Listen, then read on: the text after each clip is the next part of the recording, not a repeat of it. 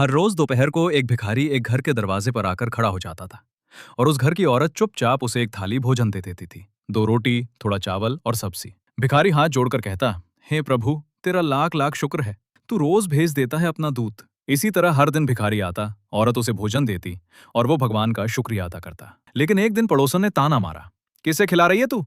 जिसे अपना होश नहीं, वो खाता है तेरा और शुक्रिया करता है भगवान का। पड़ोसन के तानों सुनकर उसके दिल को चोट लगी। सोचा, खिलाती मैं हूं और शुक्रिया भगवान का करता है। अगली दोपहर उसने थाली में चूहे मारने की दवाई मिला दी और मुस्कुराकर खुद से बोली, "हम्म, आज देखती हूं कैसे भगवान को शुक्रिया देता है ये।"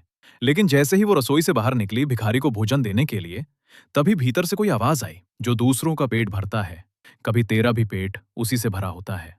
उसका दिल कांप उठा। उसने थाली का भोजन डस्टबिन में डाल दिया, फिर से रसोई में जाकर ताजा खाना बनाया और भिखारी को दिया। भिखारी ने थाली लेकर कहा, शायद आज मेरा वक्त टल गया, भगवान ने फिर भेज दिया आपको। भिखारी ने भोजन लिया और वहीं पर एक पेड़ की छांव में बैठकर खाने लगा। उसी समय उस औरत की बच्ची स्कूल से रोती हुई आ रही थी। उसे बहुत तेज भूख लगी थी। उसने भिखारी को खाते देखकर उसके पास चली गई। भिखारी ने उसे खाना खिलाया और बच्ची मुस्कुराते हुए घर चली गई और उसने अपनी माँ से सारी बात बताई। औरत बच्ची की बातें सुनकर स्तब्ध रह गई। उस रात उसे नींद नहीं आई। पूरी रात सोचती रही, अगर वही जहरीला भोजन मेरी बच्ची खा लेती तो क्या होता। उस दिन से उसने ठान लिया, अब हर थाली ऐसे बनाऊंगी जैसे खुद भगवान खाने आ रहे हों।